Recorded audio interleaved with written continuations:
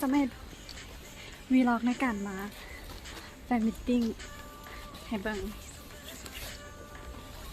เดี๋ยวจะย่างขึ้นภูของมหาวิทยาลัยเกาหลีไปน้ำกันมันก็มาหน้างานแล้ว เดี๋ยวเอาบรรยากาศมาฝากแล้วก็เป็นแรกเอาว่าเป็นแรกเราไปแจ้งไปตั้งค่าแทงไฟแล้วเราก็ไปได้ฮอสแท็กที่เขาจะแจกสำหรับคนที่มามื้อนี้ดิ้งๆนะมึงนี่คือบรรยากาศรอบๆ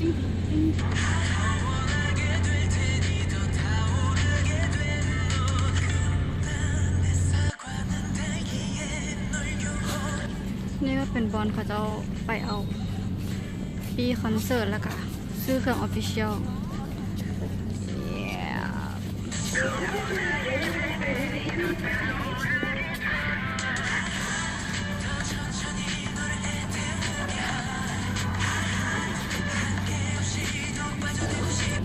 เพราะว่างานเริ่ม8 โมงตอนนี้คนก็เริ่มทยอยมาแล้วเพราะว่าตอนนี้เวลา5 โมงตอนนี้มานั่งถ่าลบมุ้งถ่ากันอีก1 ชั่วโมงจึงจะได้เข้าไปอุ้ยควันออกปากแล้วความหนาว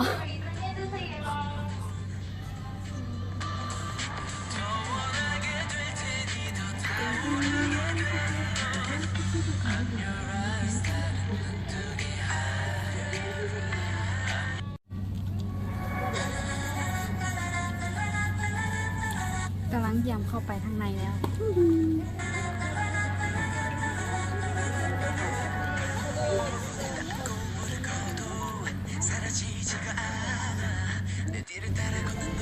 พนักงานกะใส่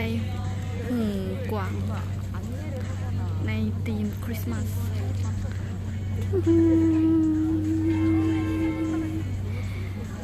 ตื่นเต้นกำลังท่าเข้าไป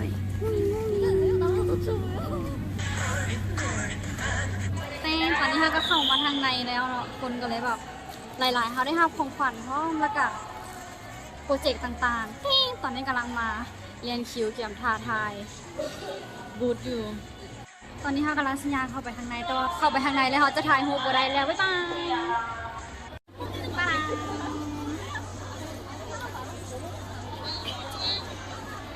กำลังย่างออกไปคนบอกหลายเลยเดี๋ยวให้เบิ่ง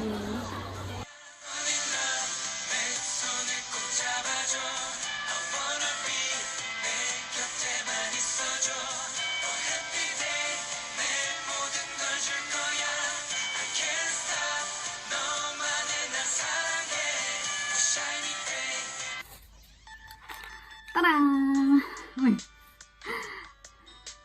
ผ่านไปแล้วกับแฟนมิตติ้งของแพนิงเมื่อทำอีกเนาะก็อยากมารีวิวมันจะว่าบ่ค่อยได้ถ่ายรูปเลยเพราะว่าได้นั่งต่อหน้าสตาฟนะโหดว่าเล็งแบบเล็งตลอดแล้วไผ่สิแบบหลักถ่ายรูปปกติในคอนเสิร์ตมันจะบ่อยถ่ายขนาดรูปเวทีอย่างตอนเข้าไปนะอีกนะจริงมันก็บ่อยถ่ายเลย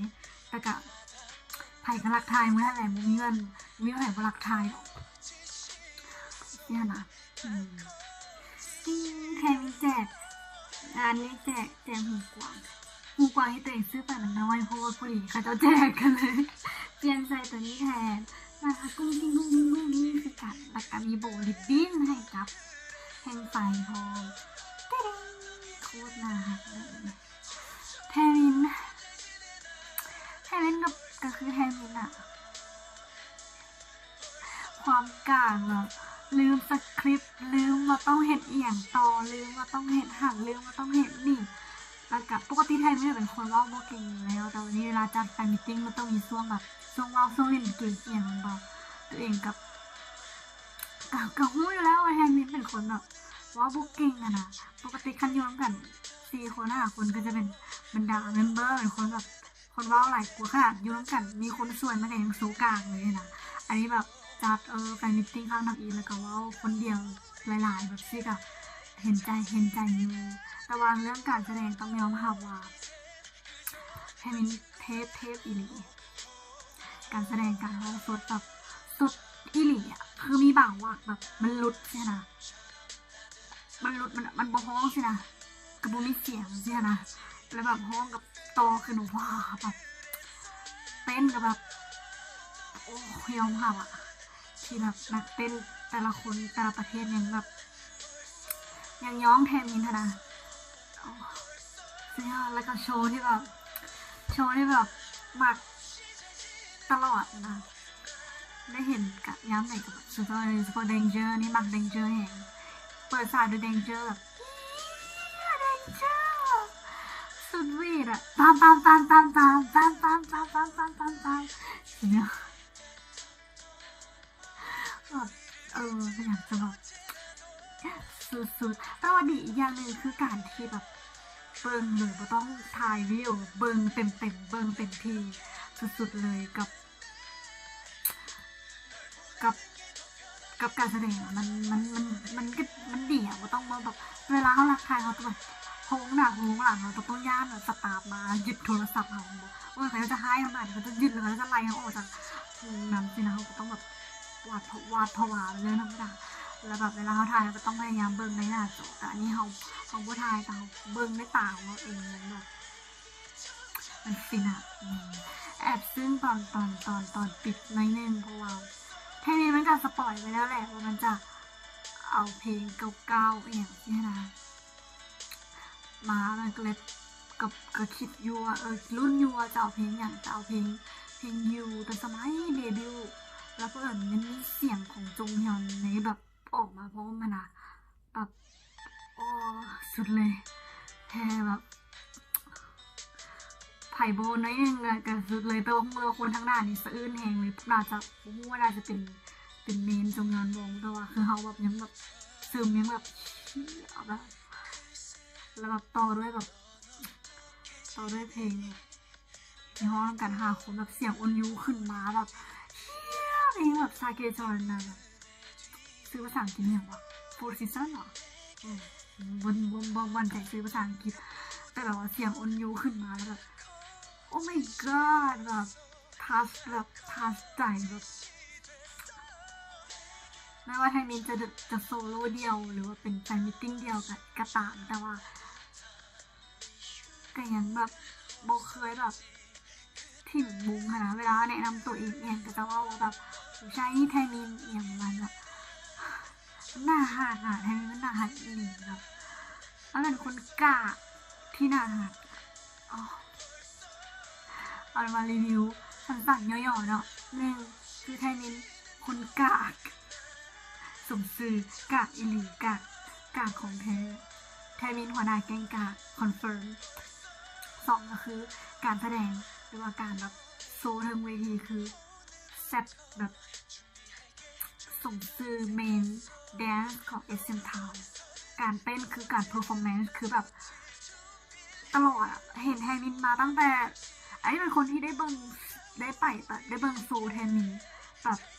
สุดๆเลยแบบมีดวงกับแทนมินหลายที่สุดใ